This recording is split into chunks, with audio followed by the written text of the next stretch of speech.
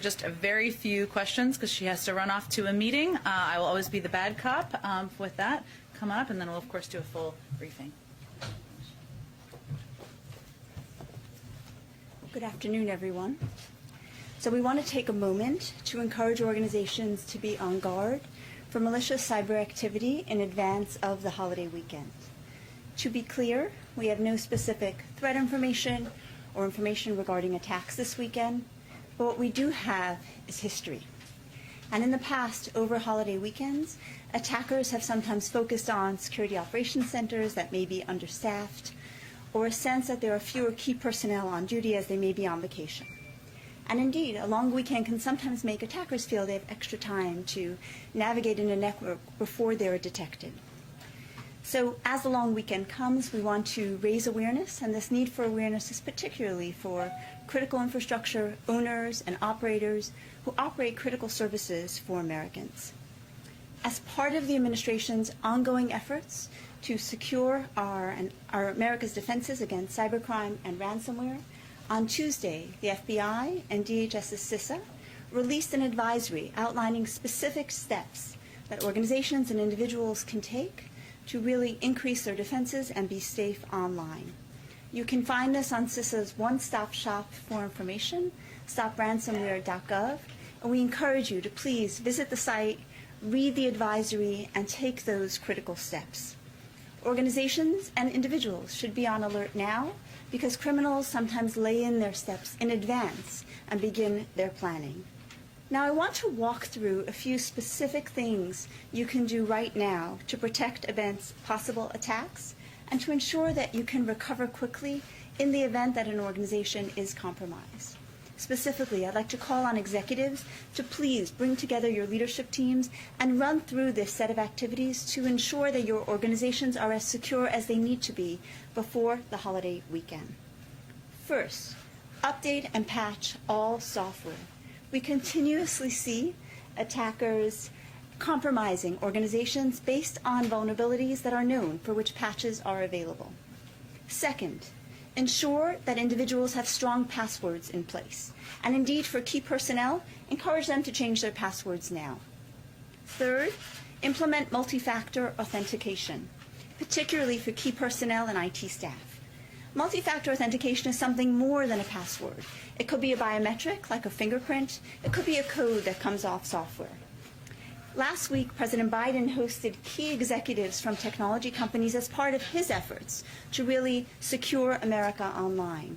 And a number of those executives pointed to multi-factor authentication as preventing 80 to 90% of cyber attacks. Indeed, because it is such a helpful way to address cyber vulnerabilities, it's one of the 5 things President Biden mandated be rolled out across the federal government quickly as part of his executive order in May. Fourth, review your incident response plan and do a drill against it to ensure that if a compromise occurs, you're ready to react and respond quickly. And finally, ensure that you have up-to-date backups and that they're segregated from a network so that they're not accessible to an attacker. There are a couple of other good practices to do. Security teams should proactively hunt on a network. It's kind of like a digital version of walking the beat. Look for any initial signs of compromise or anything unusual on a network. And everyone should be extra vigilant for phishing emails and clicking on links that may be new or something that looks unusual. I want to repeat that we have no information about any specific threats or attacks. So the purpose of this is really to raise awareness before a holiday weekend, given the history of increased criminal cyber activity during holiday weekends. As always, CISA, FBI, and other U.S. government partners are positioned to support any organization that needs it. Please visit stopransomware.gov and follow the practices that you see. Taking a step back for a moment, the Biden administration is committed to addressing cyber threats to the country. And indeed, as I mentioned, last week, President Biden hosted executives from technology companies, education firms, critical infrastructure, and others to focus on addressing the root causes of cyber. The technology companies in particular announced a set of commitments online to address some of the root causes of technology vulnerabilities and improve security of their products. Thank you. Wishing you a safe and enjoyable holiday weekend. Mr. It's been more than 2 months since the President's meeting with President Putin. Have the Russians done anything to crack down on ransomware attacks? Thank you for the question. The discussions with the Russians continue. As President Biden noted, he's looking for action with regard to addressing cyber activity, and we continue to look for that. That being said, we also need to look at our own activity, and it's the reason for this today, to ensure that we're doing everything we can to lock our digital doors and ensure that our networks and our organizations are as safe as they need to be online.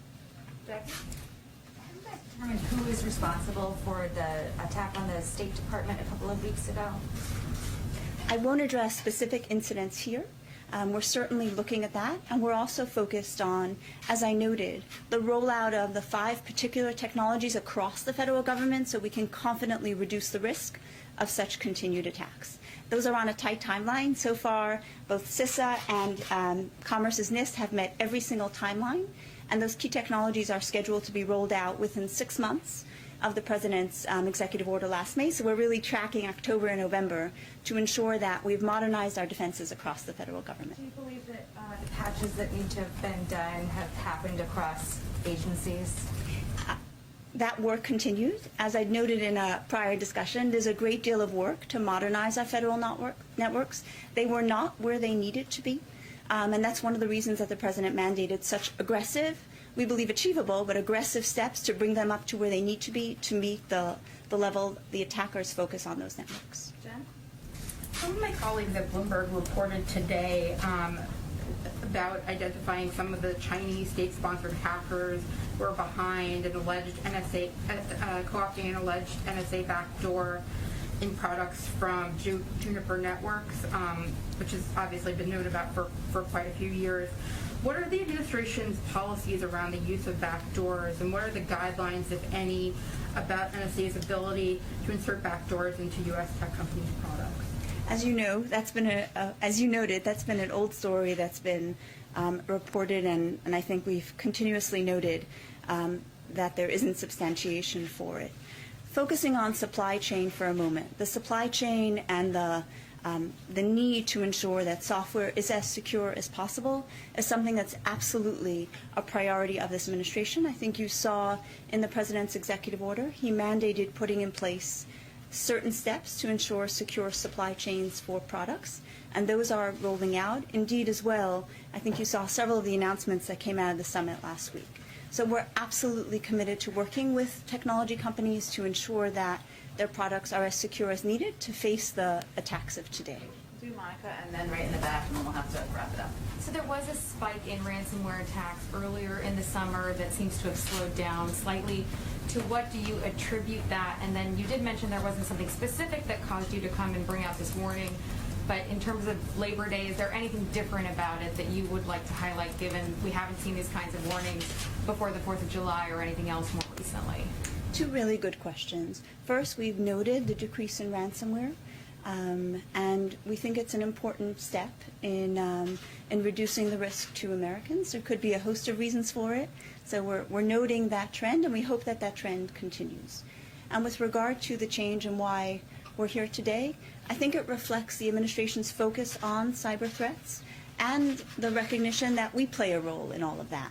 Yes, there are attackers, but they're leveraging vulnerabilities across the networks that we have. We continue to see successful attacks occur